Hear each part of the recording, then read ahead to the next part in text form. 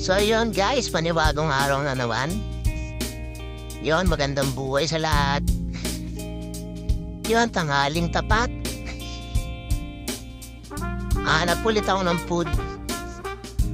I think Chinese food ako. Miss ko na mag-rice. Yan, lakad, papunta doon. Yun, salamat ulit sa matyagang panonood nyo sa video ko. Yun, salamat agad.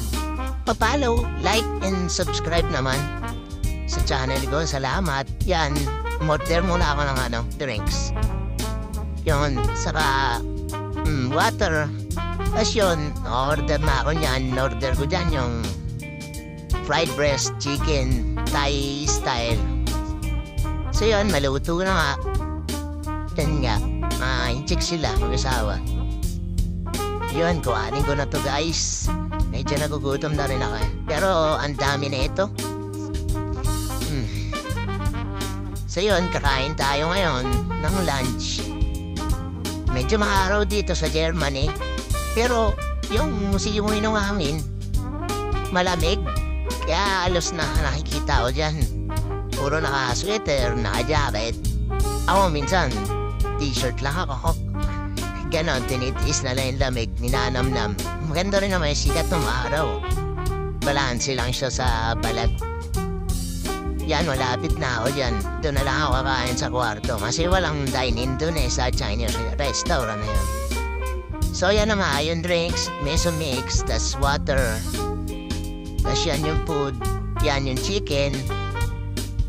Tas yun, may chili paste siya. Tas andito yung kanin, saka yung gulay. Ang dami na ito. Kaya salamat apagad sa biyaya. So yun nga, bagong luto talaga yan, ang usok-usok pa. Ay, sarap lang kumain, pero marami talaga to. Siguro 2 to 3 person sa ula magkakasya. Yung sa kanin, kaya na ng isang tao yan. So yan nga yung manok. Yan, marami talaga siya. So ano pang gagawin natin? Siyempre, bakbakan na natin yan.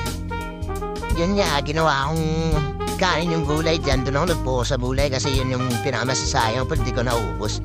Yan o, may sili-sili pa. Medyo mamaw. Naaga na kumain. Pero madami talaga. So yan nga yung manok. So yun. Kain tayo guys. Sarap naman, satisfied ako. Iba talaga pag Asian food. So yan, hindi ko siya naubos talaga, hindi na kaya. Tiga mo yung gulay dyan, ayun, napuruan ko. Ayan. Prepare natin ulit, pabalik. Makaya na yung dinner ko mamaya, puro drinks na bibiling ko mamaya. So yan guys, salamat sa panonood. Mag-iingat kayo palagi. Gabayan kayo ni Ama. Salamat.